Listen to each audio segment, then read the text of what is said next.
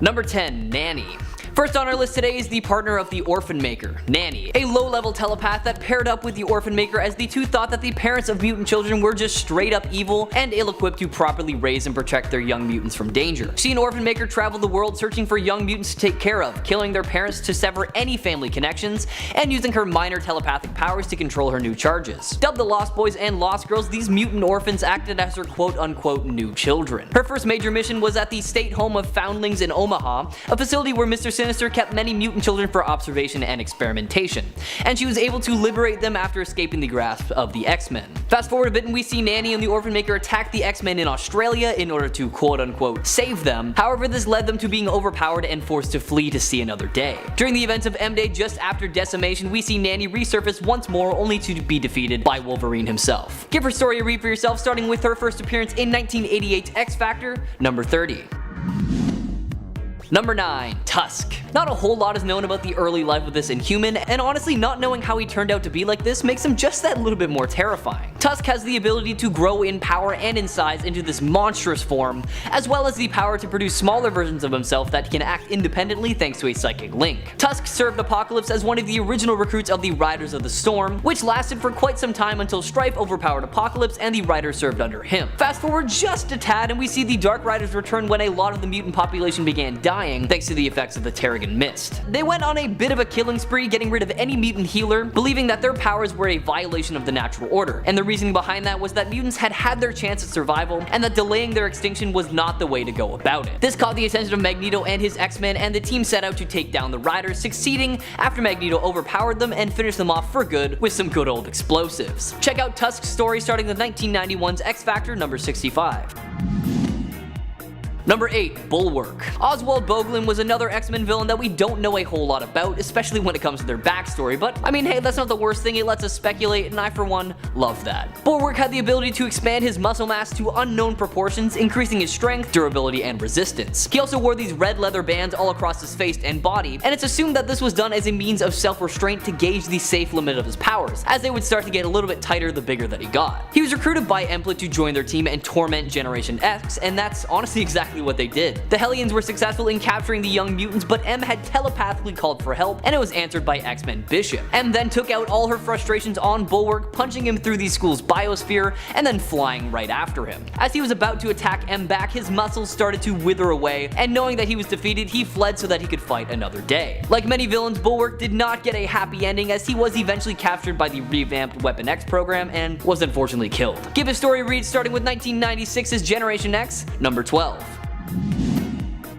Number 7. Spore. Andrew Graves developed his unique mutation at a pretty young age. Now what was that mutation, you ask? Well, for starters, he had a very animal-like appearance, kinda like Bigfoot, but that's not all, because his real ability was that he was able to control people's moods and actions through pheromones. Growing up with an abusive father who forced his mother to kill herself, Andrew grew up with an intense hatred for humans, and began using his powers to make others turn on each other and kill each other. He eventually adopted the name Spore and became a member of the Acolytes, and as a member of the team, countless civilians and innocent people lost their lives.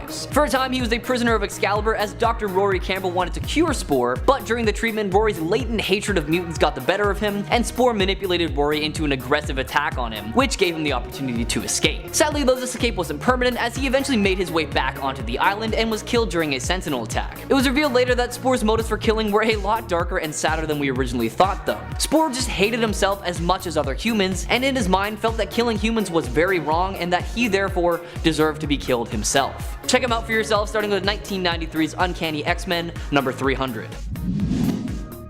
Number 6. Barrage. Another one of the original recruits of the Dark Riders of the Storm on this list today. If you're not familiar with Barrage, he had the ability to transform his forearms into organic weapons capable of collecting ambient energy, and then firing it into powerful explosive blasts. Barrage served as an agent of Apocalypse and seemed to follow him no matter what the task was given, as he was a part of the attack on X-Factor's ship and the attack on the Inhuman city on the moon. Alongside the other members of the Dark Riders, Barrage switched sides and served under Strife after he was able to best Apocalypse, and they defended Strife's moon base from the X-Men and mortally wounded the unfit Apocalypse in combat. After Strife's death, the Riders traveled the world challenging any and all mutants, killing Mesmero and even their own Synapse in the process, as they were too weak to even be considered worthy of living. Barrage was one of the few members of the Riders to survive the massacre by Wolverine because he actually wasn't a part of the team at the time. Honestly, lucky him. Fast forward a bit and the Dark Riders, including Barrage, embarked on a journey to kill mutant healers after a Terrigen mist cloud was spread throughout the world, endangering mutant kind, believing that the event was to be a test of strength so that only the strongest would survive. When they attacked the healer Shen Zorn, they were caught off guard by his display of ultimate power, which unfortunately cost Barrage his life. Check him out starting with 1991's X Factor number 65.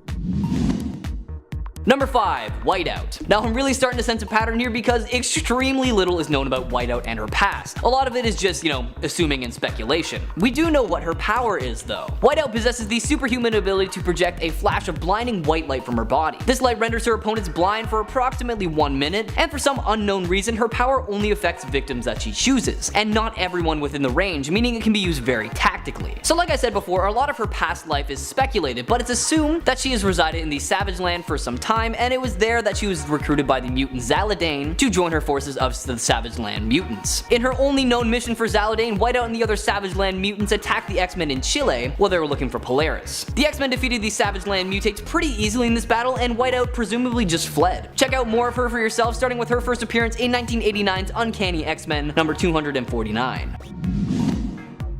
Number 4. Fever Pitch. Real name unknown, Fever Pitch was a very handsome young man until his mutant powers manifested and he accidentally destroyed his own face. Thanks to his mutant powers, his entire body is made of an organic flame that allows him to radiate intense heat, fly, and discharge and throw explosive plasma. As the years went by and his powers became stronger, he eventually burned through his entire body, leaving him nothing more but a fiery skeleton, which ultimately led him to becoming a member of the incarnation of Gene Nation, organized and led by the Dark Beast. Fever Pitch was seemingly killed on his first mission by Nate Gray after his energy was siphoned off, but he did later resurface in Berlin trying to capture Abyss so that he could sell him off to some researchers. Now skip ahead a little bit and we see Fever Pitch classified by the government as a national security threat, as he was one of the few mutants to keep his powers after the decimation of the mutant population. He was one of the many mutants to have a tracking chip implanted in his head before a trip into Salem Center. When the chip's true nature was discovered, he had it removed by Mr. M, who he followed when he led an exodus from the Institute. Fever Pitch was later captured by the anti-mutant group the Sapien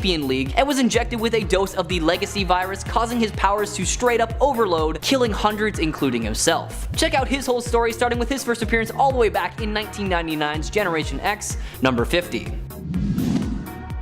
Number 3. The Nasty Boys. Comprised of Mr. Sinister, Ruckus, Multiple Man, Slab, Gorgeous George, Hairbag, and Ramrod, the Nasty Boys were the strike force organized by Mr. Sinister to take down the X-Men. The Nasty Boys made their first appearance all together battling the X-Factor after Slab initially attacked Strong Guy. After losing this battle, Sinister posed as Steven Shafran and unveiled his plan to kill the Scarlet Witch. Shafran, obviously upset, attempted to kill him only to be killed himself. During all that, Ramrod was also deported from the country but did make his way back, illegally.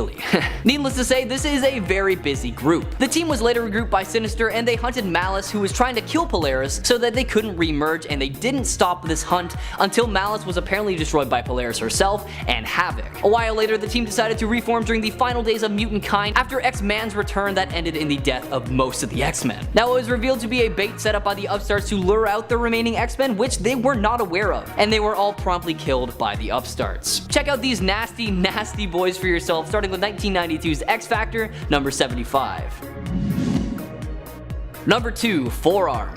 Michael McCain, aka Forearm, was one of the founding members of the Mutant Liberation Front, a team of disillusioned and rebellious mutant youth. Now Michael is called Forearm for pretty obvious reasons, but I will explain his powers a bit for you anyways. He has 4 arms, hence, the name. And thanks to this mutation, he also possesses superhuman strength, stamina, and durability. Now one of their first missions under the leadership of Strife was to liberate the incarcerated New Mutants members Rusty and Skids, and the team broke them out of prison and the pair joined the MLF out of just straight up confusion. Skip ahead a bit and the MLF travels to Muir Island where they meant to steal the Legacy virus data, but while they were there, they learned about the Xavier protocols and decided to steal them instead. The team was confronted by Excalibur though, and they were quickly teleported away empty-handed. After a second attempt to steal the Legacy virus, Forearm left the team as he felt betrayed by Moonstar, who revealed herself to be an undercover SHIELD agent. He later resurfaced as a part of a fighting championship in Madripoor called Bloodsport, where superpowered opponents fought to the death. However, in an unfortunate turn of events, Forearm was killed during a fight with former Serpent Society member Anaconda, who just broke his neck. Oddly enough though, he was somehow able to recover from death and made an appearance as a member of the MLF once more not too long after. Give a story a read starting with 1990's New Mutants number 86.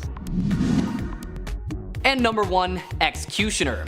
Now with a name like Executioner, you can probably guess what this guy is all about. Carl Denty was a field agent for the FBI whose partner Fred Duncan was a member of Charles Xavier's underground, who would cache the technological equipment that the X-Men confiscated from alien races. After his partner's death, Carl inherited all of the equipment and decided that mutants had caused way too much damage in the world, so he donned a lot of the equipment and started calling himself the Executioner, beginning his quest to punish mutants who had not been legally convicted of their crimes. Starting off with killing the mutant tower, Denty quickly teleported away once the X-Men arrived on the scene to stop him, but he was smart and decided to teleport to the X-Mansion to kill the comatose Emma Frost. However, he wasn't smart enough because he was still stopped by Cyclops and Cable. Now none of that deterred him though, because he still continues his mission of punishing mutants. However, for a while he actually did some good as he teamed up with the Punisher in Washington DC to protect the pro-mutant activist Reverend James Conover from the Mutant Liberation Front. This act landed him the position of potential recruit for the initiative. However, who knows if he was ever actually on that team, because that was one of the last times we saw him. Check out his story for yourself, starting with 1993's Uncanny X-Men Annual, number 1993. Number 10. It's Wolverine. I'm gonna be honest, this version of Wolverine is a bit alarming in terms of his morals and preferences, and just his behavior in general is just a bit less heroic than his 616 counterpart. But despite that, it is hard not to admit that he is quite the powerful character. His healing factor is a bit different than his Prime version and is called a survival factor. That means he can survive being torn in half, departed from his head, and even blown up by a nuclear bomb. He can also detect lies and still has an adamantium skeleton. He was trained by Weapon X as an emotionless assassin, but when the Brotherhood hired him to take out Xavier, he proves he is more than just muscle, overcoming his brainwashing and joining the X-Men, although it may have also been because he fell in love with the teenage Jean Grey when he was like 30. Number 9. Psylocke. Colonel Betsy Braddock of Strike is England's most powerful telepath, capable of reading minds, creating psychic grenades that explode in the minds of others, and one of her coolest powers, brandishing a purple psychic energy blade. She was once possessed by the mutant David Xavier, but she was strong enough to overpower him momentarily, which, if you know anything about him and his level of power, is not something to scoff at. When Colossus dropped a car on her, her consciousness was powerful enough to jump into the body of a coma patient named Quanon, kind of calling back to how Betsy and Quanon share a connection in the main 616 universe. Number 8. Firestar. Honestly, Firestar is one of those flame-wielding mutants that kind of flies over my head a lot of the time. Usually I think of Pyro, but in the Ultimate Universe, Pyro is actually not resistant to his own flames and therefore is covered in scar tissue and has like no nerve endings. But Firestar, in both 616 and the Ultimate Universe, is way cooler. Or I guess technically hotter, because fire. Ironically, her character actually had a huge phobia and hate of mutants, until her powers of microwave energy manipulation manifested, which seems to actually take the form of pyrokinesis in this universe. Her whole body can engulf in flames that she is thankfully resistant to. It allows her to fly and surprisingly burn things and people. Like when the super creepy Ultimate Wolverine tried to hit on her and she threatened to burn his nipples off. Number 7. Armor. Armor, aka Hisako Ichiki, is actually a pretty powerful X-Men, even in the 616 universe, who can create a psionic exoskeleton suit of armor. This exoskeleton is incredibly strong, durable, impenetrable, and it's fueled by energy from Hisako's ancestors in the 616 universe. But not in the Ultimate Universe, no sir. In this universe, Armor's exoskeleton takes the shape of giant animals and even dragons sometimes. Oh, and also in 1610, her exoskeleton is fueled by 10,000 mythological Japanese spirit demons. Like, how freaking awesome is that? Armor is cool and powerful enough that when the Ultimate Universe was destroyed, she was able to slip her way into the 616 Prime Universe, until she was kidnapped by Miss Sinister and eventually lost her life in X-Men Blue number 28 in 2018. Number 6. Rogue. Similar to her Prime Universe version, Rogue, or Marion Carlisle, drains the life force and absorbs the memories and abilities of others through skin-to-skin contact, with the caveat being that she can end someone's life if she holds on too long. Now, in the Ultimate Universe, it turns out doing this on a mutant to the point of hitting the end of the line will actually permanently transfer those powers over to Rogue. This happened twice. The first time was with Gambit. She drained his life force when he was already near the end after a fight with the mutant Juggernaut, and she gained his kinetic energy manipulation abilities, plus sometimes his accent. The second time she did this, she drained the powers of Juggernaut himself when he was near death, gaining his abilities permanently, giving her the strength to throw cars, the durability to withstand demolishing buildings, super speed, and limitless stamina. She would use those abilities to help the X-Men. Number 5. Kitty Pryde. Kitty Pryde, as we know her, is known for her ability to phase herself and others through solid matter.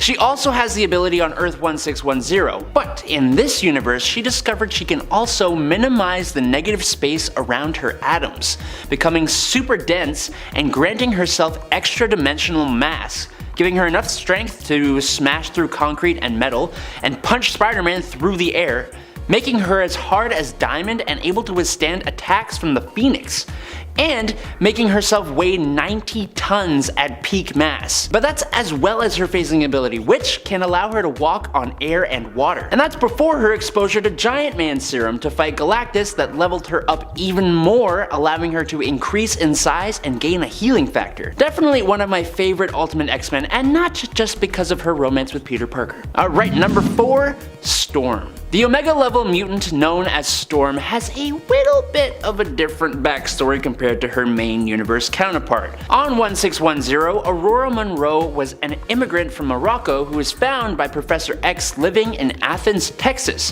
where she'd been stealing cars for a living. When she took a 1978 Mustang for a joyride, the police finally caught up with her and Aurora used her powers to create a lightning storm to escape. Unlike her main universe counterpart though, she didn't have the training yet to control her powers to such a high degree and put some children in danger when she summoned the lightning storm, which eventually allowed the police to catch her. Xavier sent Jean Grey to convince the Athens authorities that Aurora was actually an FBI agent and that she was sent to relieve them of the mutant, and she went on to join the X-Men. She is much more sarcastic and rebellious and also had relationships with both Beast and Wolverine. She didn't just create storms, she created drama. Number 3. Iceman. In the 616 reality, Bobby Drake, aka Iceman, was one of the original X-Men and has achieved the classification of Omega level with his powers of cryokinesis and hydrokinesis. Now, in the Earth 1610 reality, he is actually one of the youngest members of the group, and it's almost as if he was kind of given a power boost.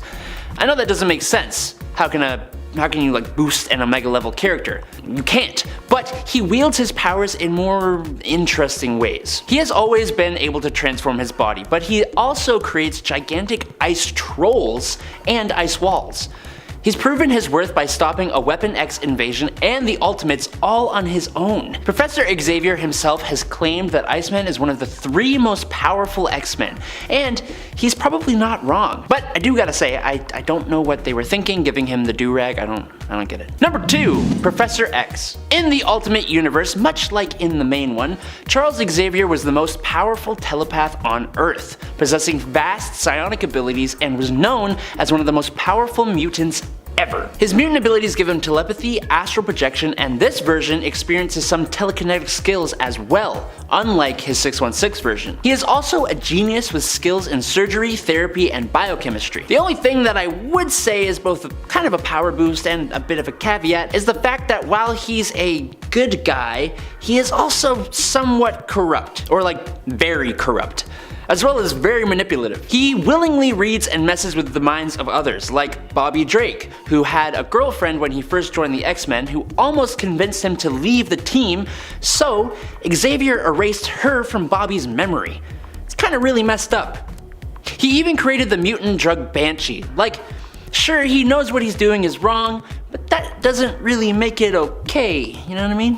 And number 1, it's Jean Grey. Did you think it was going to be anyone else? As an extremely powerful telepath and telekinetic, she is already a pretty tough character to take on. But as almost all of us know, Jean Grey is the host for the Phoenix Force, and that still remains the case here on Earth 1610. Only, she seems to use even more of that power. Unleashing a small fraction of her power melted the armor of Apocalypse, but her full might against him tore him apart atom by atom, causing him so much pain Apocalypse begged her to stop. Apocalypse begged her to stop.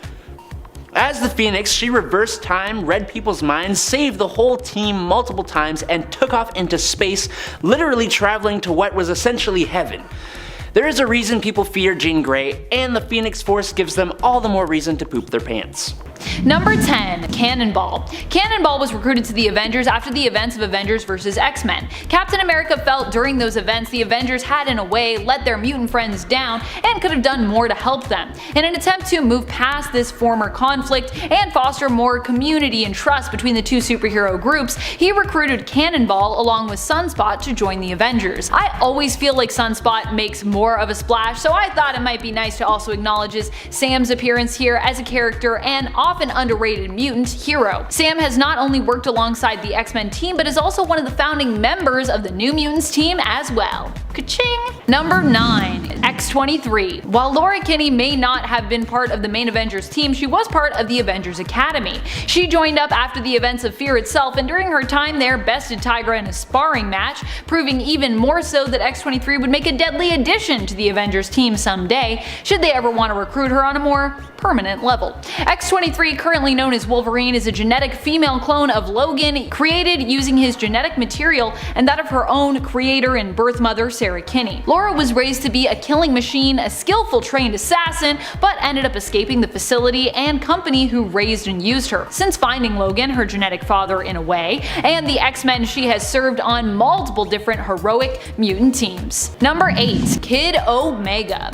Some people don't like to count the West Coast Avengers, but I certainly do. They're just so fun. Of course, one of the recruits on this team is none other than fan favorite Kid Omega, aka Quentin Quire. The character who has a habit of dying repeatedly on Krakoa currently, as part of the Dawn of X line. Kid Omega joined up with Kate Bishop's West Coast Avengers at the beginning of Kelly Thompson's run in 2018. This run, by the way, is just wacky and delightful, and if you have yet to check it out yet, I highly recommend it. Number 7. Deadpool. If you talk to Wade, he'd consider himself a member, or at the very least former member, of the X-Men. He'd be wrong, but that's how he would likely see it, so for that I'm gonna count him. And there was a time, however, when he did at least appear to hold a probationary status with them, when Cyclops thought it might be better to keep a closer eye on Wilson, who wanted to join up at the time, rather than let him besmirch the name of mutants everywhere with his unchecked actions. That of course didn't last very long, but he has also been a member of the mutant team X-Force. When it comes to joining the Avengers, he's been on a few different Avengers teams. One of his most recent appearances was when he joined Carol Danvers' Captain Marvel's War Avengers in War of the Realms. He's also been a member of Steve Rogers' Captain America's all-new, all-different Avengers, and I don't really know how much more Avengery it gets than serving under Captain America. Avengery, is that a word? It's not, but it is now. Number 6. Havoc. Havoc was one of the members of the Uncanny Avengers, composed of a weird mishmash of characters, mutants and non-mutants alike, who initially united to take down the superpowered Red Skull, now armed with the mind of Charles Xavier.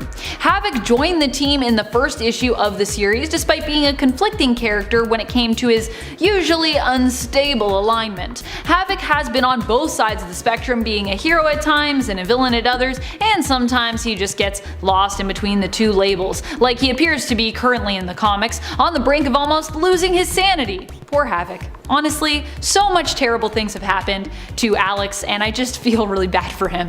His time starting out with the X-Men was also initially pretty traumatic during the time he spent avoiding joining Xavier's school or team. However, eventually he did end up acquiescing and joining them, happy there for a time before Madeline Pryor came around and, well, corrupted him. Number 5. Magneto. For those who think Magneto is just an evil mutant who is born enemy to the X-Men, he has also spent quite a bit of time working alongside them as well. Most notably, Magneto was actually a leader of the New Mutants team while working alongside the X-Men. Despite the fact that he and Charles haven't always seen eye to eye, even Professor X knows that Eric can be a powerful ally. So, how did he make his way onto the Avengers? Well, this of course happened during the Axis event. After many major heroes had their alignments inverted, Magneto was one of the superpowered now heroes to be recruited into that temporary, technically non-official Avengers team. Number 4. Rogue. Rogue joined the Uncanny Avengers in issue number 4 of the 2012 series. She would become the field leader for the Avengers Unity Division. She was first approached by Wanda Maximoff, aka Scarlet Witch, who asked her to stick around on the team after Rogue helped them out in issue 4. This was also the same issue that Scarlet Witch joined, and of course was after both the events of M-Day and after Wanda had just been used as a pawn by Red Skull, who at this point was immensely powerful after stealing Xavier's brain and gaining his immense psionic power. Super comics, I know, stealing someone's brain, but here we are. So there was a lot of tension between these two women, but Rogue ultimately did decide to stay on the team. Now, not because Wanda asked her to though, and because she wanted to move on, but because she knew it would be what Professor X would have wanted, and because she basically didn't trust Wanda or her powers and wanted to stick around to keep an eye on her and to prevent her from making a giant mess of this whole situation, which she felt was all Wanda really knew how to do. Ouch. Poor Wanda, she can never catch a break. Number 3, Storm. Storm actually joined up after my number 2 was on the team. We'll talk about them in a minute, no spoilers, but see if you can guess based on this timing who is going to be next. Storm ended up joining during Bendis' run on Avengers in 2012 in issue 19 on that run. She was actually recommended to the team when Captain America attempted to re-recruit Black Panther. Now Black Panther said he just wasn't interested at the time, he just wasn't feeling it, and when Cap explained his reason for needing Black Panther as wanting friendly faces, T'Challa told him that what he thought the team needed actually was just more firepower. What Cap needed in his opinion was his wife, Storm. And so Storm answered the call, ended up joining the team for a time. She was even prominently featured on the cover for issue 21. I love this cover, it's just so cool. I think Storm should be on every team. Storm should lead every team, that's what I think. Number 2, Wolverine. Wolverine has been part of both the main Avengers team and the Avengers Unity division,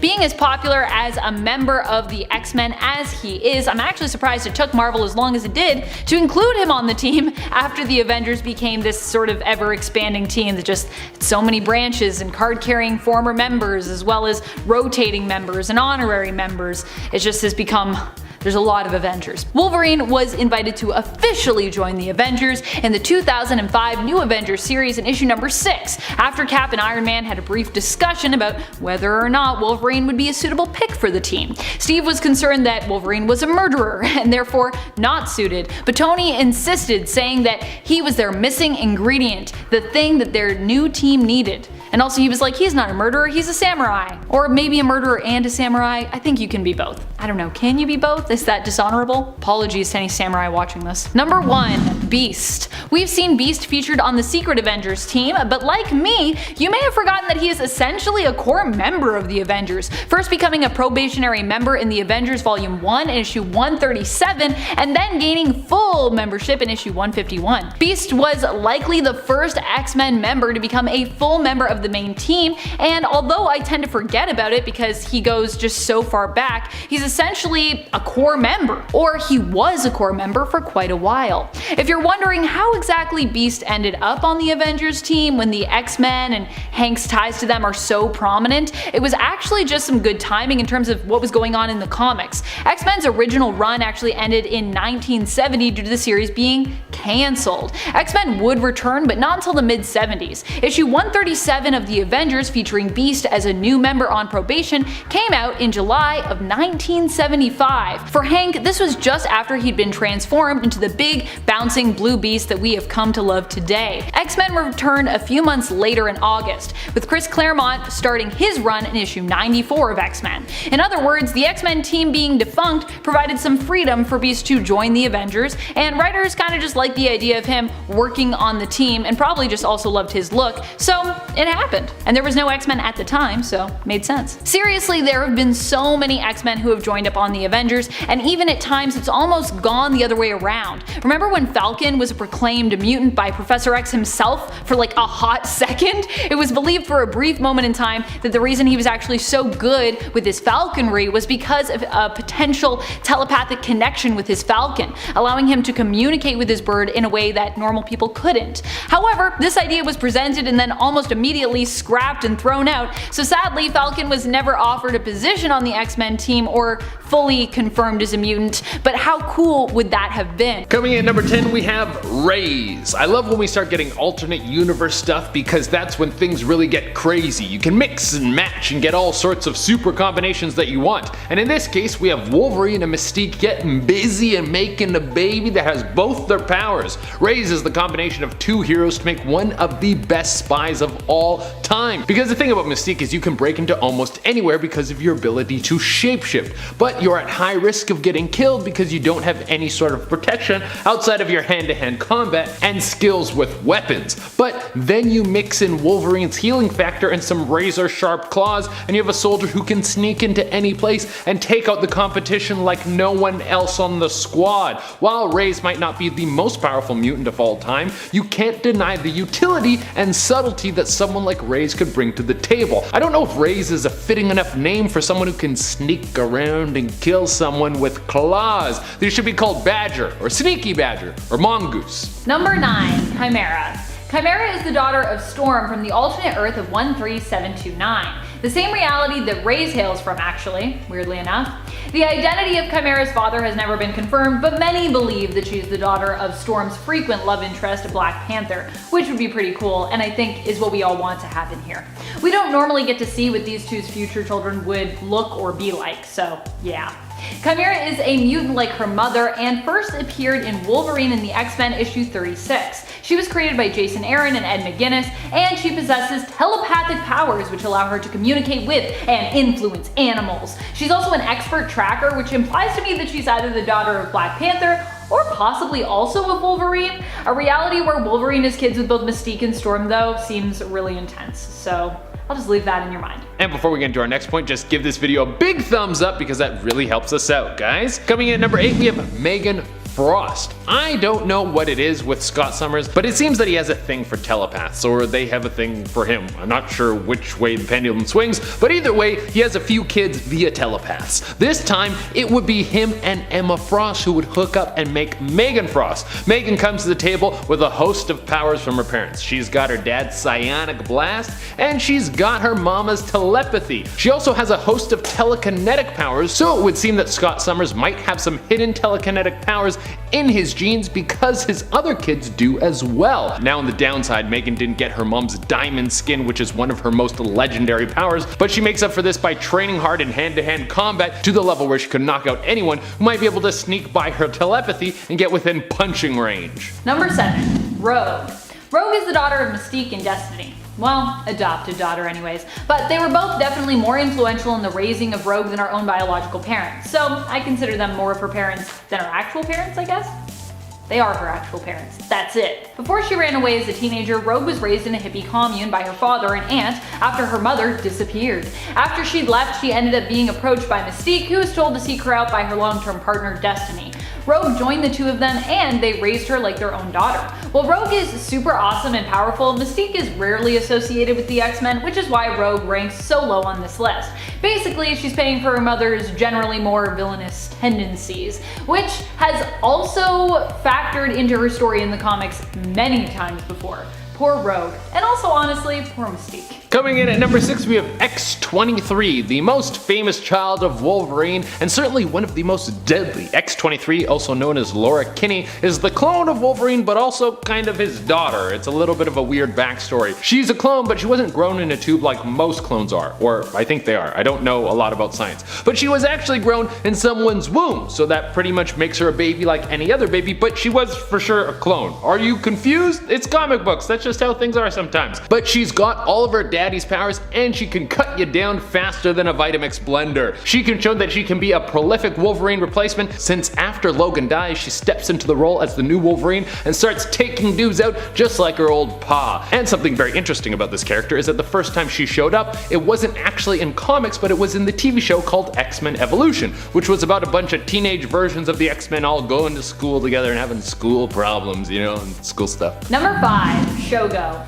Shogo Lee is the son of Jubilee, and while he might just be a baby currently, he's still been a powerhouse recently in the comics. Shogo was adopted by Jubilee after he was orphaned by a meteor strike. sounds random, but it actually tied into stuff. Anyways, for Jubilee, adopting Shogo was very important and a big part of her growing up as a character. As far as we know, Shogo is not immune like his mom, but he did have some pretty cool powers while in Otherworld. His imagination combined with fairy magic granted him the ability to turn into a dragon while in Otherworld. A mother freaking dragon. A dragon. So yeah, he is basically a dragon whenever he's there in Otherworld, which makes him pretty powerful while on those planes. Saturnine herself also took a shining to him, and he was instrumental during the fight at the end of the Ten of Swords event. Coming in number 4, we have Cable. I mean, how do we make a list of children of X-Men and even think about leaving out Cable? Cable is the son of Scott Summers, better known as Cyclops, and the very powerful telepath Madeline Pryor, who is the evil clone of Jean Grey. See, Scott thought he was gonna have a baby with Jean, but it was a trick! There's so many tricky babies in comic books. Well, they had a baby, and that baby became insanely powerful, one of the most powerful telepaths, and then he becomes a skilled soldier, and then he goes back in time to work with his dad and sometimes against his dad. It's a very complicated situation. He also gets some sort of technovirus put into him, and it makes it harder for him to use his powers because he has to constantly use his mind to fight off the technovirus.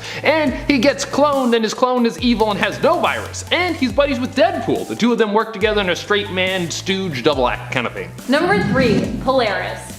While some might think of Magneto as more of a villain and therefore not one of the X-Men, he has been a member on and off throughout his history and has even led teams both within and without the main continuity. His daughter Lorna Dane and himself have one of the most strained relationships of all of the X-Men and their kids. This has been highlighted recently and ultimately comes down to the fact that initially Magneto manipulated Lorna, keeping the truth of him being her father from her. Not a great start. Even when that fact was revealed to her, he still hadn't been the best dad, and Polaris has even called him out on this before in the comics, reminding him that he doesn't even really know her.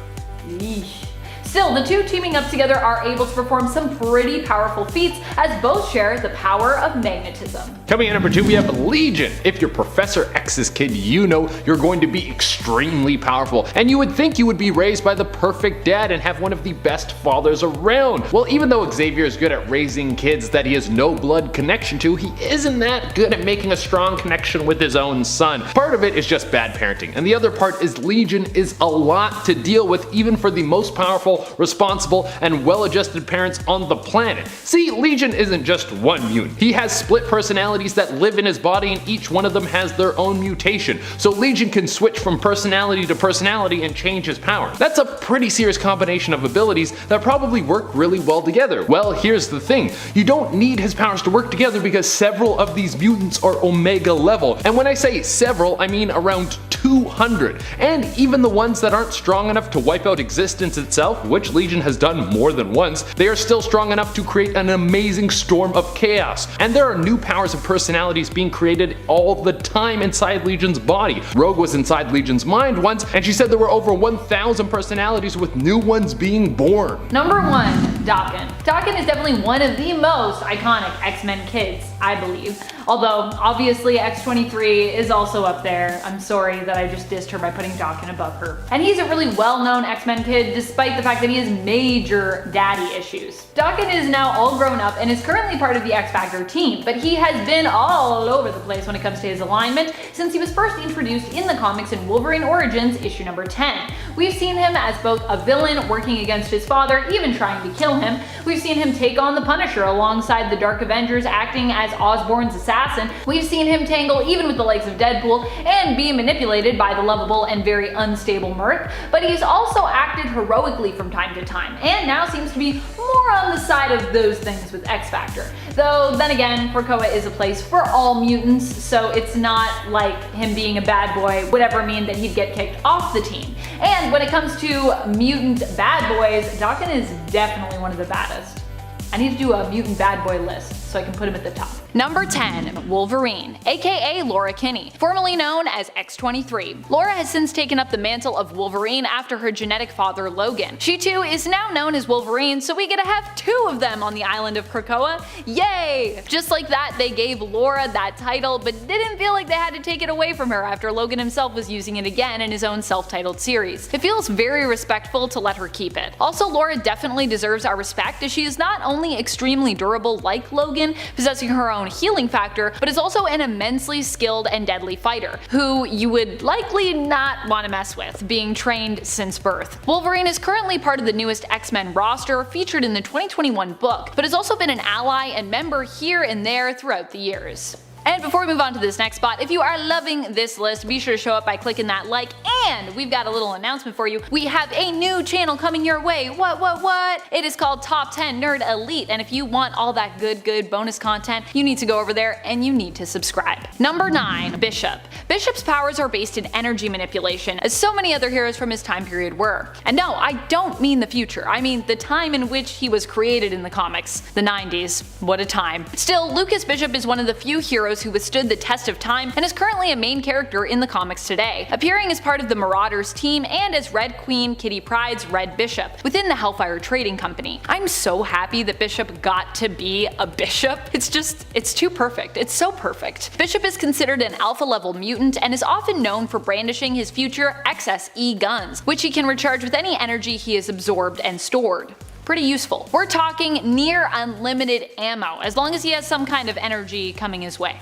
Number 8. Sync. Everett Thomas just recently saw an amazing power boost in the comics. So amazing in fact that it actually took me forever to collect the issue in which it was featured, issue 18 of the previous X-Men run from 2019. Don't worry though, I finally tracked it down, so my collection as such is complete. Perfect. And honestly, I get why it was such a highly coveted issue. It also features Sync's rainbow aura that shines through when he is using his ability and syncing up with other mutants. Up until recently, Sync's powers gave him the ability to temporarily take on the powers of mutants near him, syncing up with them. But as of issue 18, he can now sync up with any superhuman being. And it's also been implied before that with more experience, he could take on the powers of others for longer and perhaps even permanently. Number 7. Wolverine. He's the best there is at what he does, bub. So of course Logan has to make our cut. Wolverine is one of the most popular mutants and X-Men members out there the world over, which gives him a pretty big boost when it comes to what he's capable of. Wolverine might not be Omega or even Alpha level, but he never backs down from a fight, and is not to be underestimated, as he's probably one of the most determined and often noble heroes around. Sure, you might be able to beat him initially, but due to his insane healing factor, Wolverine will often just get back up and keep coming back for more. He's also a super skilled fighter. On more than one occasion, he's taken a bullet to the head and after a few moments managed to recover and get right back up. In alternate realities, we've also seen Wolverine bombarded with energy blasts until he was nothing more than a skeleton, and he still managed to come back from that. Wolverine is tough as nails, but with a heart of gold, which is what makes him such a great X-Men member and just an overall great character. Number 6. Polaris. Polaris is the daughter of Magneto, and with that comes a lot of power and honestly probably a lot of pressure as well. Still, Lorna handles the pressure fairly well and all the other stuff that comes with being Magneto's daughter, like her mind being manipulated when she was a child. Okay, so maybe she didn't handle that whole reveal so great, but she definitely shows just how resilient she can be whenever she has to deal with some of the more challenging parts of being Magneto's heir. Polaris' powers are similar to her father's, allowing her to manipulate magnetic fields, and she is considered an alpha level mutant. More recently in the comics, while using her abilities and with the help of Krakoa, she built the X-Factor's new headquarters on the Mutant Island Nation all in one night. Pretty impressive stuff. Number 5. Juggernaut. Juggernaut is one of the most powerful characters out there in the comics, and while he might not be a mutant, and is known for being in fact a longtime X-Men villain, neither of these things stopped him from eventually joining the team. This was all around the time that Juggy had lost most of his powers, with Kane having a falling out with Cyttorak, and ultimately deciding to patch things up with his stepbrother Charles Xavier. He joined the X-Men, and during his time there surprisingly made a good number of friends, including the mutant known as Squid Boy. Poor Squid Boy. R.I.P. Who would attempt to blow the whistle when he found Kane in a meeting with the Brotherhood. Kane actually was operating as a mole, hoping to play along long enough to learn of the Brotherhood of Mutants' plans and warn the X-Men of them. Such a tragic story! Number 4. Magneto. Magneto obviously has to make our cut. Despite being a powerful X-Men villain, like Juggernaut, he too has been an ally to the team and even at one point was a member. Magneto had a few instances where he worked alongside the X-Men and even at one point saved them from imprisonment. He eventually attempted to join up with them, but was initially denied membership by Professor X. Later, however, Magneto would ally himself with the team during their time together on Battleworld, and eventually would end up joining the team and acting as a leader of sorts after Professor X was injured. During his time on the team, Magneto would also become the teacher of the New Mutants, which I love. Number 3, Storm. Storm is of course one of the most powerful mutants out there, and definitely one of the most powerful X-Men members. Not just for her amazing powers either, but also for her skills as a leader and a fighter. Recently during the pre-Hellfire Gala issue of Marauders, in honor of their valuable teammate Storm, the Marauders came together to share their favorite Storm stories and moments. We also learned just how dangerous Storm can be even without her powers, and as awesome as she is with them, I think some of my favorite Storm moments recently have actually involved her fighting hand to hand, or with her famous and perhaps endless supply of knives. We still don't really know for sure how many knives Storm has on her at all times. At the very least, we know it's 8 though. And if you want to check out that very heavy Storm issue of Marauders, you can check it out in issue 20. Number 2, Marvel Girl. Marvel Girl is one of the greatest and most powerful X-Men members out there, and really no powerful X-Men members list can be complete without her. Sadly, sort of, as I did want Storm to take my number 1 spot on this list, honestly. I was really like, I really want to make Storm number 1. Jean Grey has done a lot of good and a lot of bad, but whatever side she happens to be on as Marvel Girl, Phoenix, or Dark Phoenix, the fact remains that she's always pretty unstoppable. Unless, of course, she wants to be stopped. Even back when she was originally introduced in the comics, back in issue number 1 of the Uncanny X-Men, she stood out, at least to me, as having the most potential in terms of her powers and power levels. Of course, then she'd later succumb to a bit of Princess Peach syndrome, as she would constantly be the member of the team who'd get kidnapped or in some cases be rendered useless because of the limits of how much she could mentally lift being tied to how much she could physically lift, which I don't know, doesn't seem like it should be a thing, but it was a thing at the time. Though later on her limitations could probably be explained away by the mental blocks Xavier had placed in Jean's mind to protect her and others from her insane raw power, which we'd learn about later, of course. And friends, if you also love Jean Grey as much as we love Jean Grey, we also have a really awesome Jean Grey alternates list, so if you want to learn about more powerful versions of her, you should go check that out. It's a good time.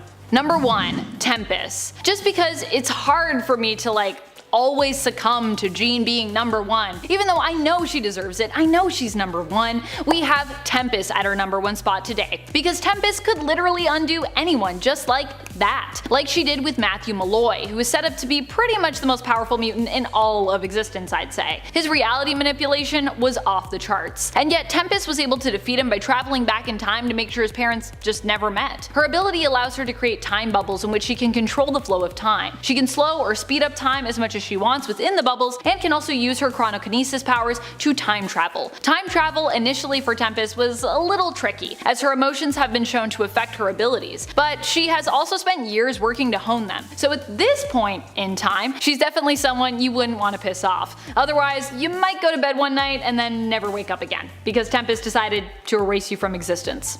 Moving on to number 10 with Marrow. Of all the mutant powers out there, I think the one I would actively try to avoid having, if that was how it works, is the abilities of Marrow. Now Marrow's actual mutant ability is a hyper-accelerated metabolism, and it's through this that she's able to do what most people know her for, accelerated bone growth. She has the ability to control the growth, shape, and toughness of her bone structure, even having it protrude from her body and be used as weapons that she can remove. She can also use this ability to create a sort of armor. Now the only problem, and the reason I wouldn't want it, is that it hurts when she does it, and just imagine how much that would hurt, having your bones protrude from your body.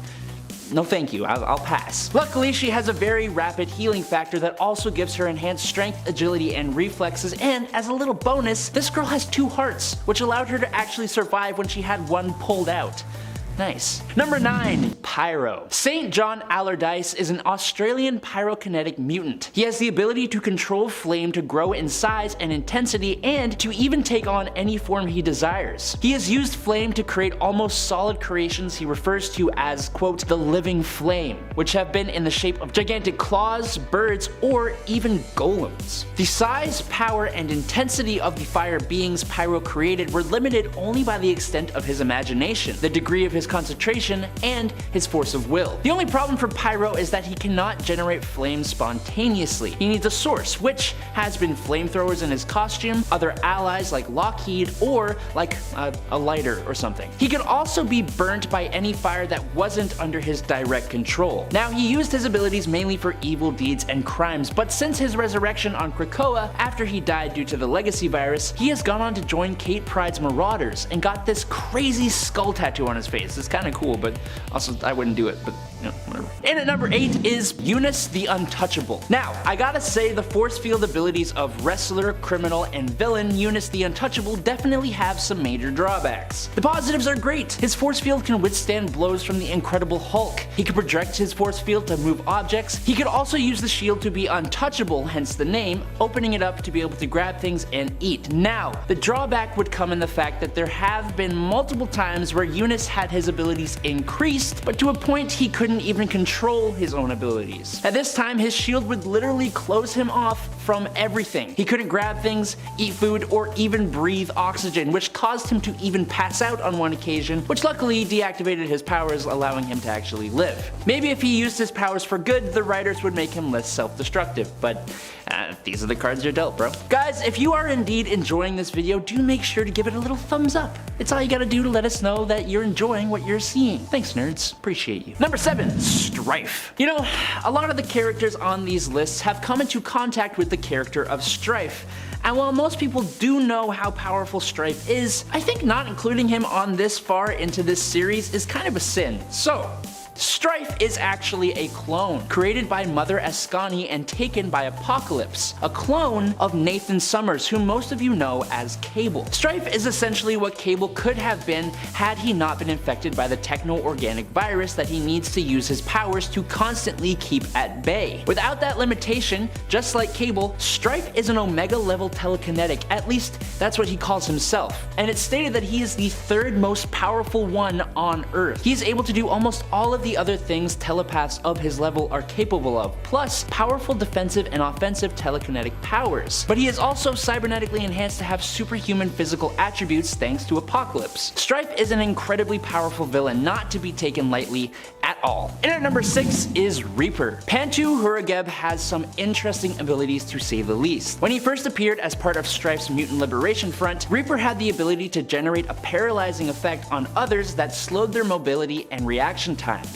He would usually use his scythe as a conduit for this ability, and it could even fully paralyze victims. But later, Reaper was enhanced by the Weapon X program, who gave him cybernetic prosthetic arms that could take different shapes, although you likely won't be surprised to hear they usually took the form of scythes that would still act as a conduit for his abilities. Unfortunately, Reaper did lose his abilities on M-Day, only to regain them again and then have them drained again. So he doesn't have any powers right now, I'm pretty sure. Or they're like diluted or something, I don't know. Number 5, Dragoness. For Tamara Kurtz, she was born a mutant directly because of the nuclear fallout caused by Hiroshima that her parents were exposed to, which is a different reason than a lot of other mutants, which to me makes her more interesting. She only debuted in 1990, so she's only been around for about 30 years, but she has certainly established herself as a powerful mutant so far, displaying the ability of bioelectricity generation, kind of like an eel. No, I'm just kidding. She's not like an eel. She usually uses this electricity in electrical blasts and pyrotechnic flares, which she used as part of Strife's Mutant Liberation Front. Since her introduction, she has also been seen as a vampire, after which she died and has since been revived, so she may or may not still be a vampire as well. I have no idea. Also, for a while she was equipped with these biotechnic pair of wings, which in the House of M were actually completely organic. I'd be stoked to see her show up again in comics and maybe expanded upon. I don't feel like there are many electricity-based mutants, so it'd be kinda cool. Number 4, Slab. A lot of you liked seeing Thumbelina in part 7 of this list, but what about her brother? Chris Anderson was a member of Mr. Sinister's Nasty Boys, and his life before this time isn't very well known. He has abilities abilities similar to his sister. Where she can decrease in size, Slap has been shown to increase in size, getting stronger and more durable as he does so. Later on, he joined the Mutant Liberation Front, and even more recently than that, he has been seen on the mutant nation of Krakoa, where he went on to join up with Sword as part of their security division. Number 3, Vincente. He isn't really the most impressive of characters, although his abilities are certainly interesting, even if he usually gets defeated. On Earth 616, Vincente was a member of M-Plate's Hellions team. He had the ability to change his body from solid, liquid, or gas forms. Now, as a gas or liquid, he has been shown to be able to mix himself in with other materials and substances. So, for example, he once mixed himself in with some soup. Or, in the Age of Apocalypse world, he became wine inside a bottle. Over time, he further developed his abilities so that in his gas form, he could now render himself poisonous if inhaled. He was defeated twice, and since the last defeat, he hasn't really appeared more. Not yet at least, so let's cross our fingers and hope he shows up. Number 2, Skids. Sally Blevins, otherwise known as Skids, has a long history in Marvel Comics, being involved with many other mutant characters and teams from Magneto and Charles Xavier to the Morlocks and Exterminators. First introduced in X-Factor number 7 in August 1986, Skid's mutant ability is to create frictionless force fields that protect her from pretty much all physical attacks, falls, energy weapons, and projections. It can also allow her to kind of skate at a bit of speed given the frictionless nature of these force fields. She can also use her force fields to extend to others if she focuses. There was one really cool moment when she protected Avalon from breaking up upon re-entry to the Earth's atmosphere with help from Jean Grey. That was really cool. So if you ever check that out, check it out. That made no sense. Whatever. Let's move on. Number 1, Wind Dancer. Sophia Mantiga was increasingly isolated at a young age, being ignored by her father, Walter Barrett, after the death of her mother, and being told to not use her powers. Now, Sophia finally reached a breaking point. She entered into one of her father's grocery stores and let loose a hurricane inside of it. After she was arrested by police, Mr. Barrett was confronted by Danielle Moonstar, who saw Sophia on the news. She,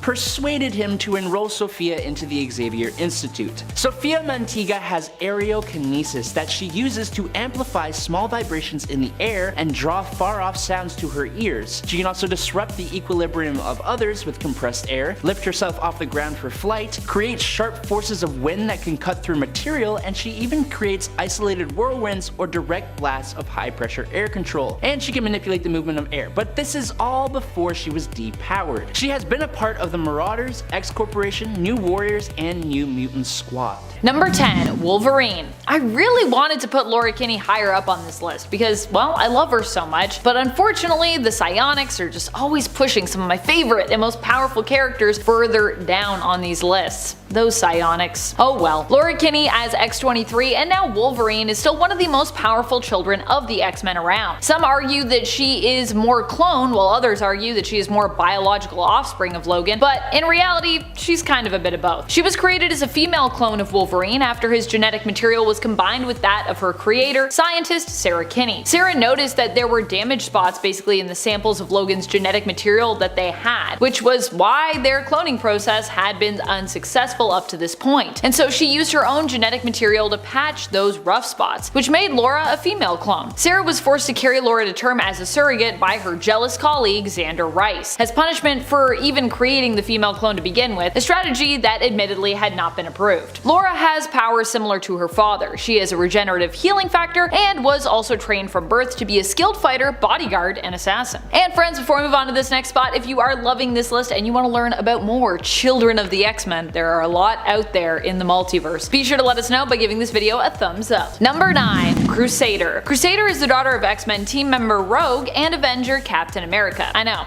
a weird combination. But in the reality of Earth 9811, these two ended up together after the heroes and villains on Battleworld decided to call a truce. Remaining there, they settled down and raised families, putting their differences aside. I'm not sure how their relationship worked, with Rogue not really being able to touch people and all at this point, or how she had a child considering that, but perhaps, like on Earth 616, she eventually was able to work through the trauma causing this side effect of her powers. Or perhaps the Captain America of Earth 9811 was immune to her involuntary involuntary energy and power draining effects. Either way, Sarah is their daughter. She gets much of her power from her mother, or rather she gets much of her power from the power her mother had absorbed in her day, meaning that Sarah is super strong, durable, and can fly. She is also considered worthy enough to lift Thor's hammer and wields her father's shield. Number 8. Chimera. Chimera is the daughter of Storm and likely Black Panther, who hails from the alternate reality of 13729. Yeah, sadly Storm and T'Challa have never had a child together in the main continuity. I know, it's a bit of a bummer. Unless they had like a real secret child that we just don't know about yet, but I doubt it. Chimera seems to have inherited the powers of her mother, but also shares a connection to the Earth, which allows her to draw on and harness its energy. She is also a skilled tracker and can communicate telepathically with animals. I'd also assume, as she's the daughter of Storm, that she's a skilled combatant as well. As while Storm is more well known for her goddess status and weather manipulation powers, she is also an extremely skilled fighter. And if she's Black Panther's daughter, then she should definitely be a skilled fighter. I mean, you got two amazing parents that are both amazing fighters, so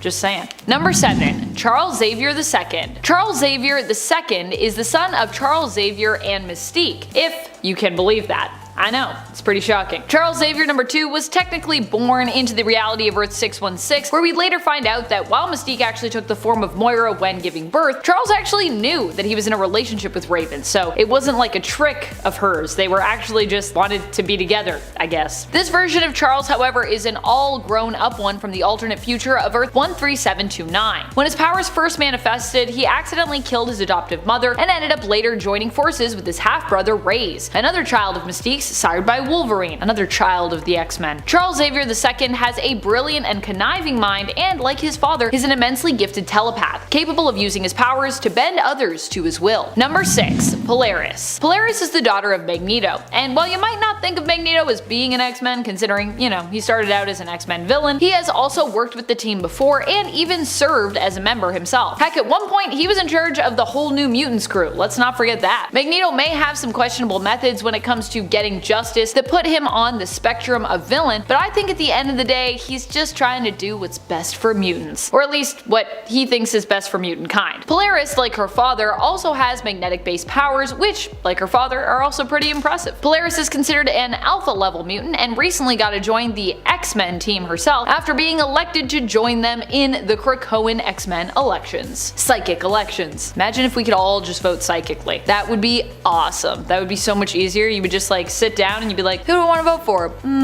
Done. Number 5. Cable. Cable is the son of Scott Summers, aka Cyclops, non-X member Madeline Pryor, who later becomes the villain known as the Goblin Queen, and another X-Man's, Jean Grey, who kind of becomes like an adoptive mother but who also possesses Madeline's memories of raising baby Christopher. Because comics. Cable is Nathan Christopher Charles Summers, often referred to as just Nathan Summers or really just Cable, although back in the day we did know him as Baby Christopher. Cable as a baby was kidnapped by Apocalypse and infected with the techno-organic virus. This is the only thing that makes him weak-ish, but really he is still amazingly strong as he can even fend off that virus, containing it to one side of his body using his psionic powers. That in and of itself is pretty impressive, as the techno-organic virus is generally known for being, well, unstoppable. Even with his psionic powers mainly preoccupied, Cable is still a hard one to beat, as he has so many combatant-based skills that he brings to the table, and he is also an experienced time traveler besides. Number 4. Rachel Summers. Yes, get ready, because many of the most powerful X-Kids out there just happen to be Summers related, so yeah, get ready for that. Honestly, I've always wanted to do a video just to explain the complicated nature that is the Summers and Grey family tree, which honestly is a lot, and it's very timey-wimey. Rachel herself is one of those very complex kids of theirs. She is the daughter of Jean Grey and Scott Summers from the alternate Earth of 811. In that reality, she was made into a hound, a weapon used to hunt down mutants, even being one herself. Rachel is an extremely powerful telepath and telekinetic who also has the ability to chronoskim and manipulate time, even traveling through it. Rachel is also known for being an avatar of the Phoenix, at one time actually considered the true avatar for it, but then later having the power sort of dialed down to a mere echo of it. So she was no longer the true avatar, they were just like, you just have a thing, and it's not even like the real Phoenix Force, but it's like a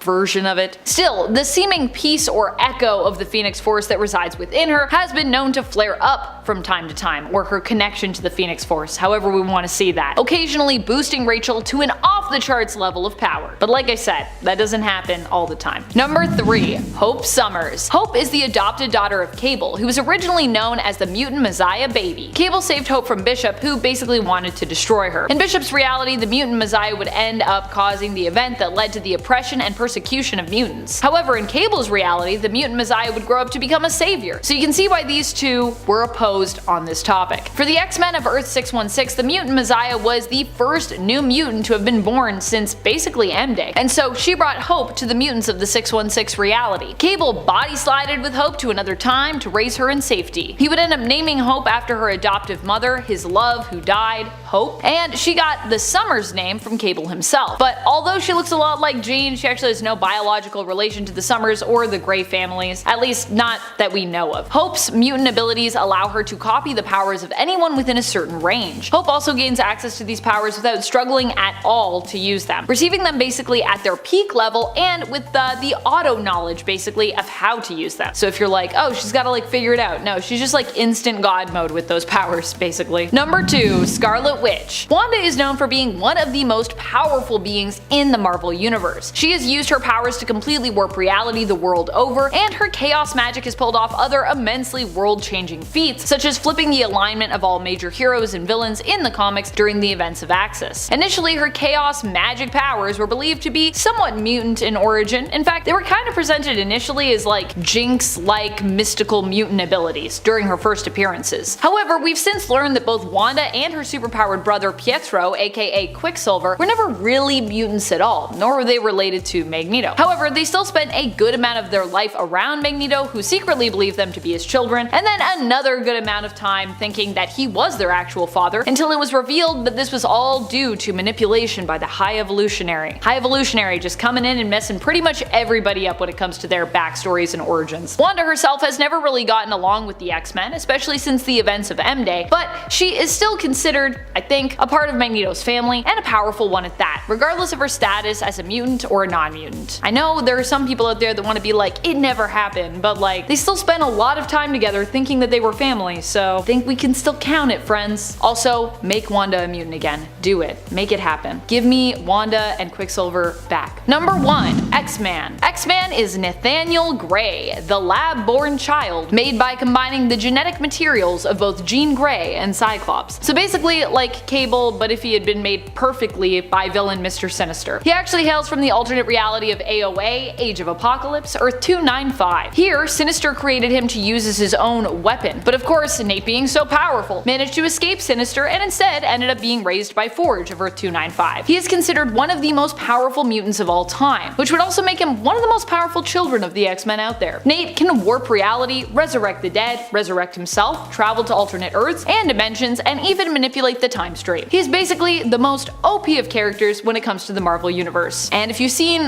artwork of him, you will probably recognize him as someone who looks like Mutant Jesus, which yes, he is god level, so that is the point. Number 10. 1602. The X-Men of Earth 311 are surprisingly powerful for the time period in which they live, 1602. In this reality, mutants are instead called Witchbreed, and the team of X-Men are an Elizabethan reflection of the Earth 616 original team. Carlos Xavier is their teacher and head, while Scotius Summerisle is their leader and is joined by the ice-wielding Robert Trefusis, a beast like Henry McCoy, and the powerful telekinetic and telepath disguised as a boy, Jean Grey. Together, this team managed to help save their reality when a rift was caused due to all these heroes basically coming into existence so early, destabilizing it. In the end, Jean died from overuse of her powers, making her weaker than her 616 counterpart, but overall, the team is still pretty strong, especially for this time period, like I said. And friends, before we move on to our next spot, if you are loving this list and you want more lists like it, I don't know if there's 10 more alternate versions of the X-Men, but we can definitely do something in this realm. Be sure to let us know by giving this video a thumbs up. And also, go check out our Top 10 Nerd Elite, our new channel, and make sure you subscribe to that where we're gonna have lots of bonus content for you. Number 9. Noir. In Marvel's Noirverse of Earth 90214, the X-Men are actually troubled youth and delinquents who are brought together by Charles Xavier, a controversial psychiatrist who believed that sociopathy was the next state of human evolution. Instead of attempting to redeem the youth whom he took into his school, the Xavier School for Exceptionally Wayward Youth, he worked to train them even further in their criminal arts. While some of them were exceptionally dangerous, at the end of the day, this version of the X-Men were just young criminals who were humans. So, yeah. But they did have guns, so there is that. Number 8. Earth Z. The X-Men were some of the last heroes standing up against the zombie horde on Earth 2149, or Earth Z. While Professor X was quickly devoured, Magneto stepped in to become the leader and encouraged the X-Men to fight to kill their opponents, as opposed to just, trying to hold them off. Otherwise, he warned the heroes would easily be overcome. Gone were the days of fighting to incapacitate their enemies. Wolverine himself seemed very much on board with this, and when Nick Fury called a meeting of the surviving heroes to explain the situation on the SHIELD helicarrier, many of the X-Men could be spotted amongst their numbers. Surviving in Marvel Zombies even just for that initial wave is pretty impressive, considering how many iconic and powerful heroes didn't make it. In fact, when they're with Nick Fury, I'm pretty sure I counted 9 of them, which I think is pretty impressive. Number 7. Days of Future Past. The X-Men team from Earth 811 didn't do too hot, and ultimately ended up trapped in a post-apocalyptic situation where the world was ending and Sentinels were killing just about everything. Although they ultimately failed in their attempt to travel to the past to fix it to save the future, with Rachel Summers transporting Kitty Pryde back in time to the body of her younger self, Kitty still found a way to save the day when she returned as Widget, and with help from an alternate Excalibur team and alternate Rachel Summers, deprogrammed the Sentinels, turning them into Protectrons of a sort who would work to defend the mutants instead of destroy them. Basically, I feel like Days of Future Past is just powerful because of Kitty, but that's just my opinion.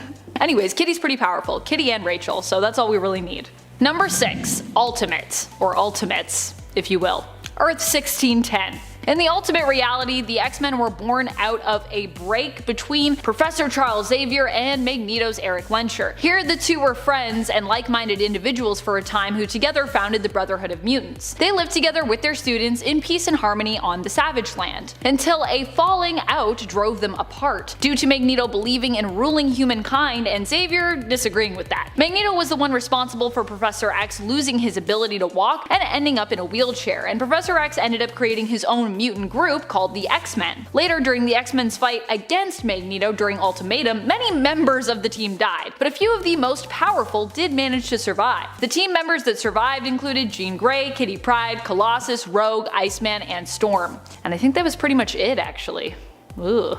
Number 5. The Brotherhood of Evil X-Men from the Future. So this team isn't really a straight up alternate X-Men team, as the name implies. I'm cheating just a little bit here. However, they did pose as the true future X-Men when they showed up in Battle of the Atom, and I really like them, so I'm just gonna count them, cause I do the lists, so I get to decide what folks we include. Cool? Cool. This team also has some of my favorite overall members, with Charles Xavier II appearing as the leader, and also boasting of a roster including and formerly including Zorn, Jean Grey, an Ice Hulk version of Bobby Drake, an insane version of Beast, Raze, Deadpool, and a much more powerful Molly Hayes, who doesn't succumb to exhaustion after using her super strength. Which is pretty scary, because Molly Hayes is pretty strong.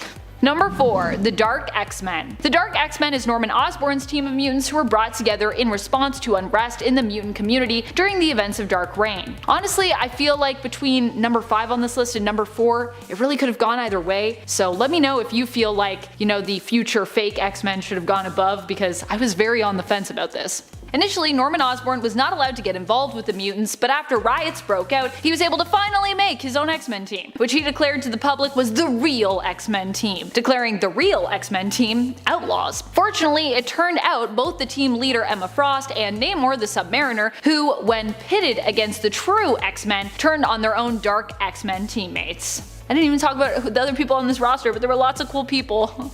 Number 3.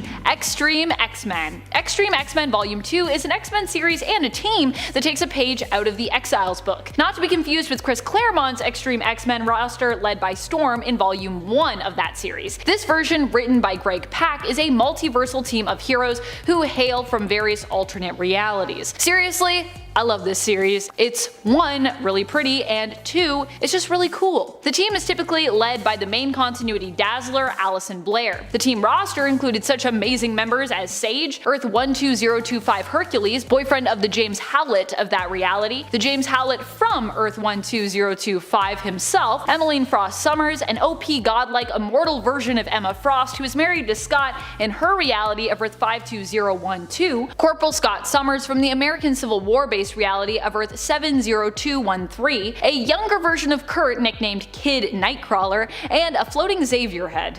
So many great people. Number 2. Age of Apocalypse. I would say the Age of Apocalypse version of the X-Men has to be one of the toughest versions out there, which shouldn't come as a surprise as, like eventually happened on Earth Z, Magneto also kinda ended up becoming their leader after the death of Xavier. Although in the Age of Apocalypse reality of Earth 295, many things are different. Rogue and Magneto end up getting kinda married, with another kind of odd relationship developing between Storm and Quicksilver that also kinda makes sense given this reality, and Cyclops ends up working for Apocalypse, who rules the world. Another major difference is that in this reality, Charles was actually killed before he could ever form the X-Men, meaning that Magneto was their one true leader here. Number 1. Future X-Men. Personally, I think the future X-Men that we meet in Battle of the Atom, the real future X-Men of Earth 13729 that is, are pretty nuts. I mean, they have Widget on their team. Widget! And they also have a wizard version of Iceman who goes by the name Ice Wizard now, and Wiccan as one of their members as well. I don't know about you, but it doesn't really sound like it gets better than that. Jubilee also takes up the mantle of Wolverine in this reality, which is adorable, and Logan goes on to become the new professor, being known as Professor Logan, which I love. Coming in right at number 10 is Richter. Julio Richter has a pretty interesting mutant power. Richter can manipulate various aspects of the planet itself. Originally, his powers manifested in simple seismic energy, allowing him to create earthquakes, shock waves, and rudimentary transport of Earth matter. However, after Richter's powers evolved, he now has the ability to remotely terraform the ground around him in a much more precise manner. He can toss rocks around with precision or will the ground to open up like a tunnel. But he also has some skill with plants, controlling vines and other plants to ensnare his opponents. Julio also gained magma kinesis after being trapped under an active volcano and just rising out of it, riding on top of the magma like an absolute badass. More impressive than that though is that Richter's powers have created a psychic / empathic bond between himself and the primal life force of Earth's biosphere, allowing him some clairvoyance and mysticism. Definitely one of the coolest characters I have never heard of. I just wanted to pause here to say if you're enjoying this list so far, dropping a like is all you have to do to help us out and let us know that this is what you want to see. And on that note, we're gonna get to number 9, who is Gorgeous George. Beauty is in the eye of the beholder, and when I behold George Blair, gorgeous is not the word that comes to mind, but nonetheless that is the name he holds. Gorgeous George's body is composed of this tar or putty-like stuff that through his thoughts can be expanded, morphed, and reshaped in any way he wants. Using this ability, he has been able to turn his entire body into a puddle or make himself extremely slippery to avoid capture. Side note, becoming extra slippery just makes me like ick, you know? I don't like that slipperiness. George is also very hard to injure. He can reconstitute parts of his body and can even bend to dodge attacks. The slippery thing also kind of helps with this as well. He has also once tried to choke Strong Guy by using his powers to enter his lungs, which is just a terrifying thought. On a lighter note though, his arms are actually longer than normal because he forgot their normal length after getting drunk with other members of Mr. Sinister's Nasty Boys. Well, that's kind of cool. Number 8 is Thumbelina. Are you getting tired of seeing all these super-powered beings who look like they just walked off a runway? Well, lucky for you, there is Christina Anderson, who goes by the moniker of Thumbelina. She's short, she's stout, she's slow, and she's always being made fun of. But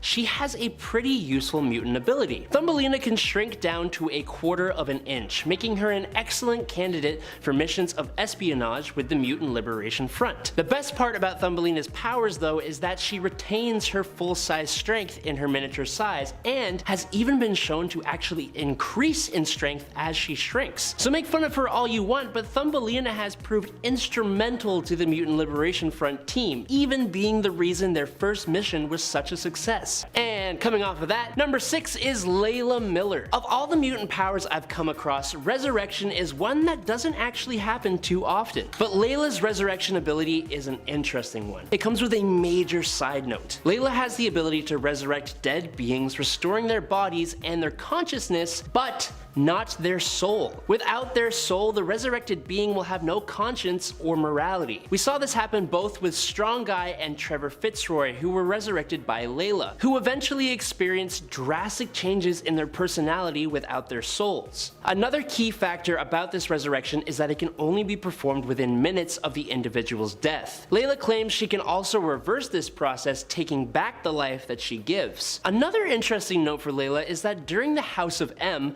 Layla was resistant to Wanda's reality warping abilities and retained all of her memories. She could even give others back their memories. She's also been to the future and studied magic with Dr. Doom, so that's cool as well. Number 7, Strong Guy. I kinda can't believe I haven't talked about Guido Carosella yet. Despite this guy's massive hulking appearance, he is one of the most entertaining mutants around. Essentially, Guido, who goes by the name Strong Guy, has the ability to absorb kinetic energy and use it to enhance his physical strength. Now at a base level, he can lift around 50 tons, which is already more than a lot of superpowered beings. But using his kinetic absorption, he can boost that strength up to far above 100 tons, making him one of the strongest characters in Marvel Comics. Unfortunately, Guido's body suffers from his mutation. Storing the kinetic energy he absorbs for more than 90 seconds will permanently distort his body in very painful ways. The distortions he's already suffering from cause him to be in constant pain, which, being the great guy he is, pushed him towards being absolutely hilarious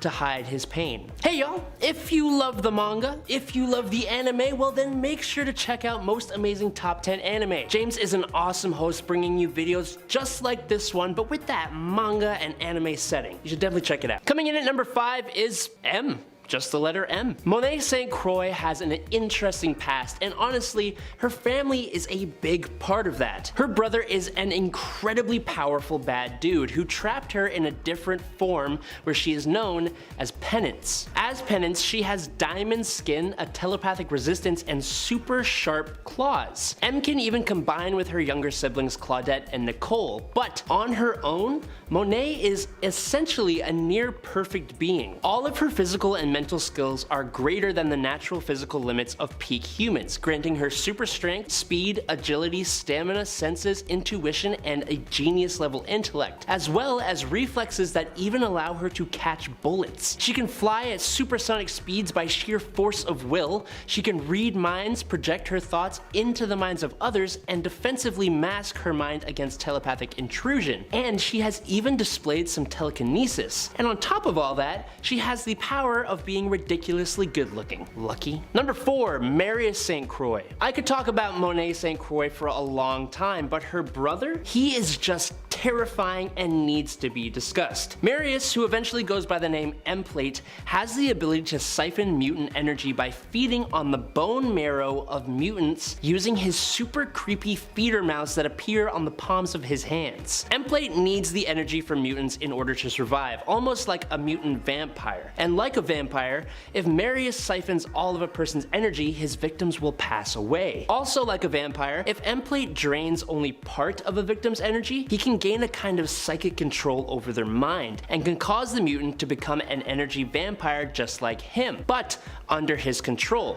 Kind of like a vampire's familiar. Interestingly, when feeding from a victim, he actually cancels out their powers and copies them for himself. After multiple feedings, he even gains their power permanently, like he did with Penance's diamond skin. And at number 3 is Chamber. Chamber, or Jonathan Evans Starsmore, discovered his powers when a blast of psionic energy burst from his torso, destroying much of his chest and his face. It turns out that Chamber is actually literally composed of that same psionic energy, and his body just acts as a shell for it. When his powers burst out of him, the wound was replaced by a constant glow of psionic fire, leaving him unable to speak. Instead, he can only communicate telepathically. Additionally, he does not eat, drink, or even breathe, as he has no organs. Chamber constantly created and unleashed psionic charges of energy that could strike with a volatile force, being projected as a blast from his chest, a series of guided streams that struck specific targets, or as a massive eruption striking in all directions. Now, if he was given the time to train properly, Chamber could have potentially been one of the most powerful mutants to walk the earth, but unfortunately he's not. Number 2, Mikhail Rasputin. As the older brother of both Colossus and Magik, Mikhail Rasputin Rasputin has quite the mutant genealogy, and he ain't no chump himself. Mikhail is an alpha level mutant with the ability to manipulate subatomic matter and warp energy. His power hasn't really been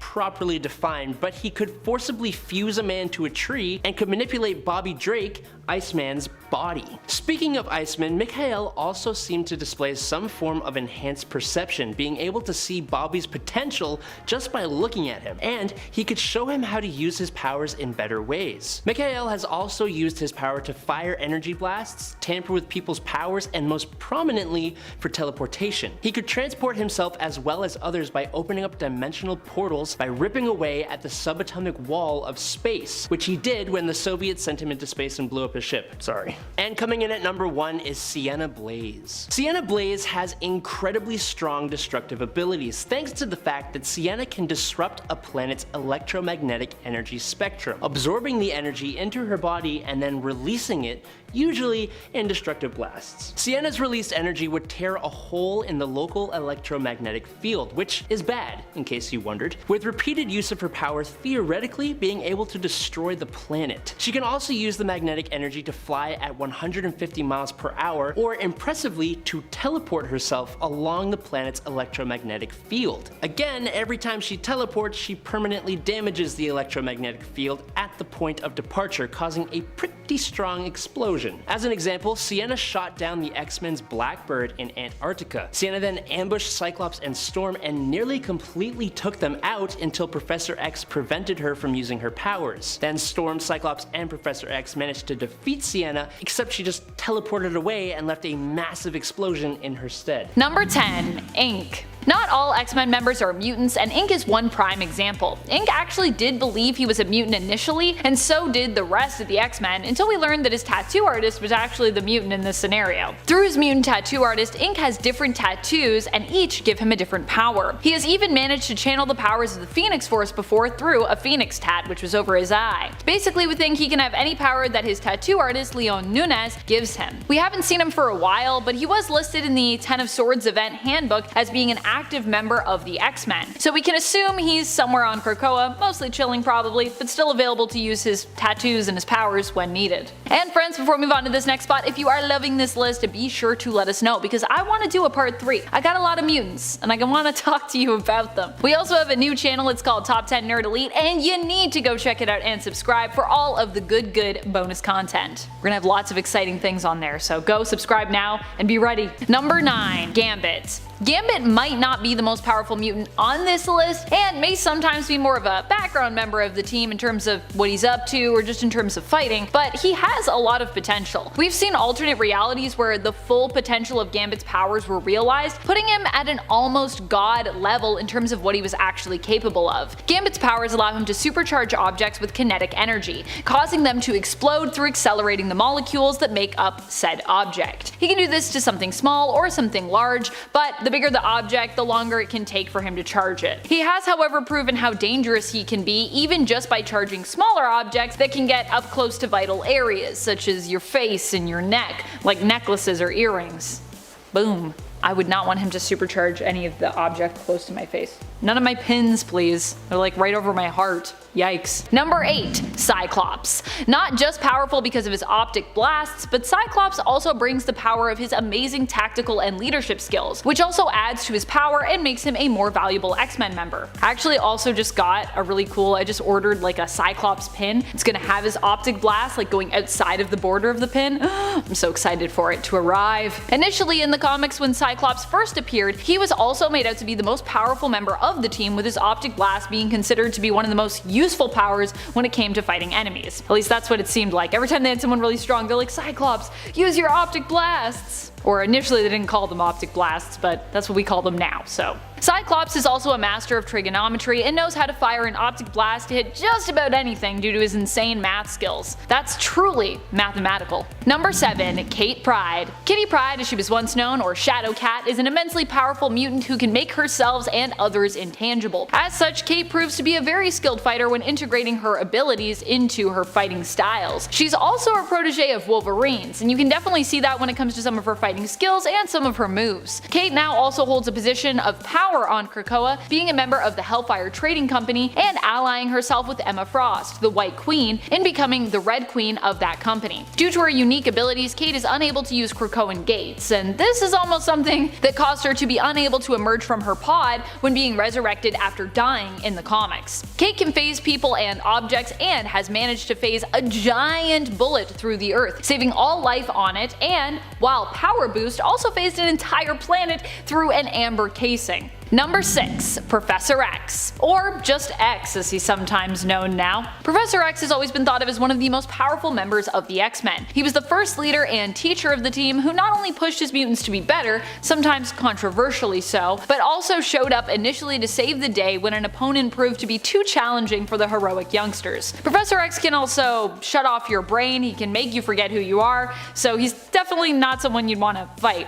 Unless you got a really strong mind, I guess. Professor X has low-level telekinetic skills and powerful telepathic skills that allow him to manipulate, alter, and probe the minds of others, as well as communicate telepathically from a great distance and sense other mutants. He also is now pretty much permanently wearing Cerebro, so he's got a pretty big boost to his power levels, also acting as the important Google Drive of sorts for the mutant minds on Krakoa, so that if they die, he can use a backup of their mind to resurrect them. So he's pretty important. Number 5. Iceman. Of course Iceman has to make our cut this time around. Bobby has had such a glow up when it comes to his powers and what he's capable of since he first appeared in the comics. At one point he managed to create a flash freeze so powerful that he successfully temporarily froze over all of hell, or a version of hell at least. It's kinda hard to tell in Marvel Comics sometimes. He's also managed to change states, allowing him to travel vast distances quickly as he moves through and as water. He can also manipulate water as well as ice and snow. Not only that, but he's managed to use his powers to create clone-like life forms, creating ice or snow clones to aid him and his allies in battle.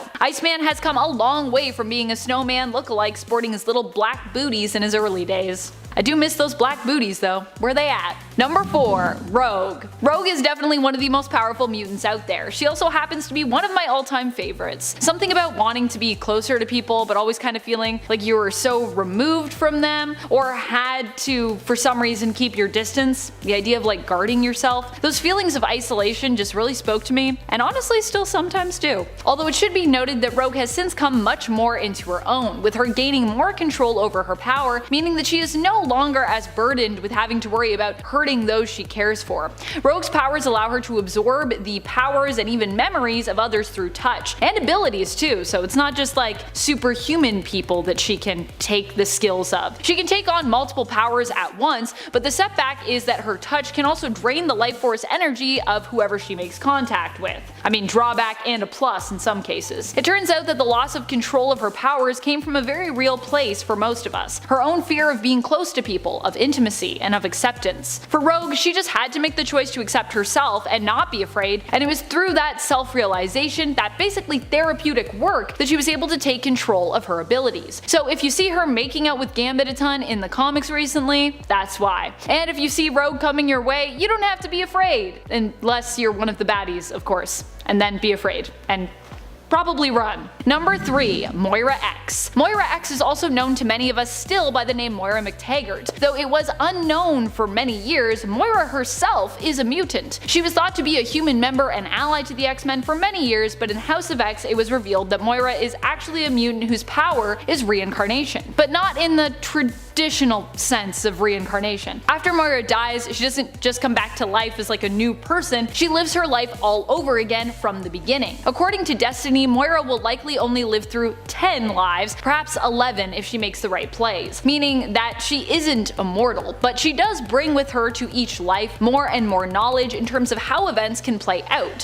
which has brought us to the life and reality that she exists in today, with the fantastically powerful mutant island nation of Krakoa. Krakoa basically would not exist without Moira, which to me seems pretty powerful.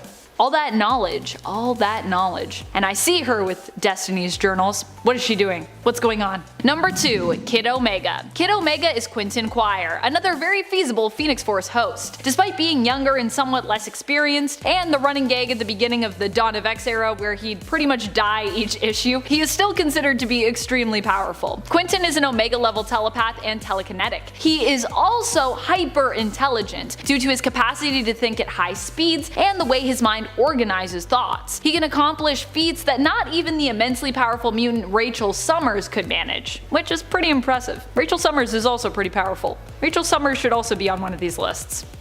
Number 1, Vulcan. Vulcan is pretty insanely powerful, and in a dangerous way too, because he's so capable of evil due to being manipulated during his time in the Vault. In fact, in Empire we saw a fraction likely of what his darker side was capable of when he ran into the Kotati while out for a walk on the blue area of the moon, where the Summers house is located. He attempted to deal with the situation peacefully when he approached them, showing mercy initially, but when provoked his darker side was unleashed, causing him to kill everyone save one member of the Kotati, who is left basically traumatized, uncontrollably uttering the word Krakoa on repeat. Vulcan is believed to be beyond even Omega levels when it comes to his powers. What are some of your favorite mutants? Who do you think— wait, what? Who?